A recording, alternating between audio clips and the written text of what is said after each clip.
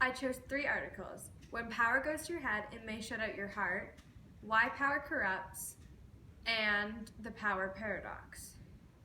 In the article, when power goes to your head, it may shut out your heart. The article begins by saying that many people do change because they become powerful. But it also says that people believe they may be changing because they're busy and they don't have time for the people who aren't powerful anymore. Although many people believe this, there are also studies that say when someone becomes powerful or thinks of themselves as powerful, they stop emphasizing as much. To prove this theory, they made a bunch of people think they were powerless and made a bunch of other people think they were powerful. They then got the people who were meant to feel powerless to write a journal entry about a time when they needed someone in their life to help them. Then the people who were powerful wrote a journal entry about a time when they were in charge in life. Both sets of groups watched the exact same movie and then their brains were tracked. It was proven that the people who were meant to feel powerful did not emphasize as much as the people who were powerless.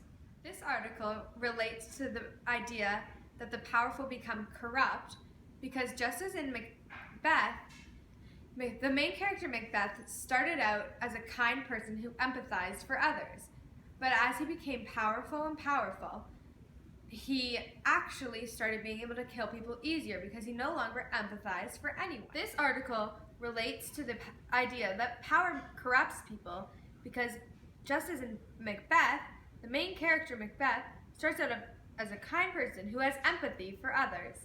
But then as the story goes on and he becomes powerful, he starts losing that empathy for others and becomes cruel and starts being able to murder people without feeling bad. Also, the white people in A Lesson Before Dying were way more powerful than the black people, so they didn't empathize for anything that they did to the black people. And the black people felt like they were so much farther below them that they couldn't do anything to stop it. Also, this makes me think, what if there are people in the world that we thought would be great leaders that once we gave them power, they decided they weren't going to care anymore because they were powerful and now are able to hurt people, and that makes me scared. The article, Why Power Corrupts, begins by talking about the Stanford prison experiment. The Stanford prison experiment started with a group of males coming in for a 2-week experiment. Half of the males were given the job of prison guard and half of the males were given the part of prisoners. They then went into a 2-week prison that ended up having to actually be stopped after 4 days because the guards had so much power that they became sexual and abusive towards the prisoners, and many of the prisoners actually had mental breakdowns. Period. The article then goes on to say that although many people do become corrupt with power, that a lot of people don't. It depends on what your moral identity score is. If you have a high moral identity score, you will most likely become corrupt with power, and if you have a low moral identity score, you'll most likely not become corrupt with power. Overall, the message of this story or of this article is that power doesn't attract the corruptible, but it does heighten what already is existing inside of you. This article makes me wonder how many people out in the world are actually corrupt that are now in power, and people are not trying to get them out of power. Just like what happened in Macbeth. When Macbeth became king, he was still so corrupt with power that he was murdering people left, right, and center. But no one tried to stop him until the end of the story.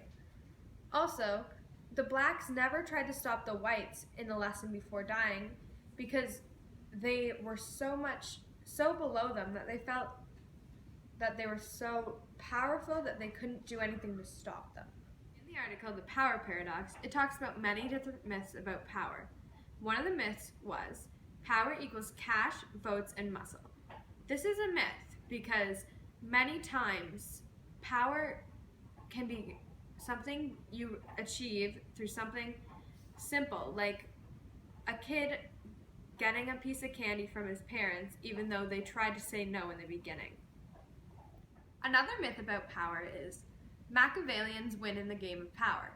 This is a myth because power depends on the person's ability to achieve and further other people's goals from the group. The last myth about power is power is strategically acquired, not given. This is a myth because a person's power is only as strong and as powerful as what the other members of the group give that person for status. This relates to Macbeth because he believed in these myths. When the witches told him his prophecy, he thought that he had to go and strategically acquire power. He couldn't just sit back and let it happen. This article makes me wonder how many people still believe in these myths and how many people are trying to be manipulative to gain power.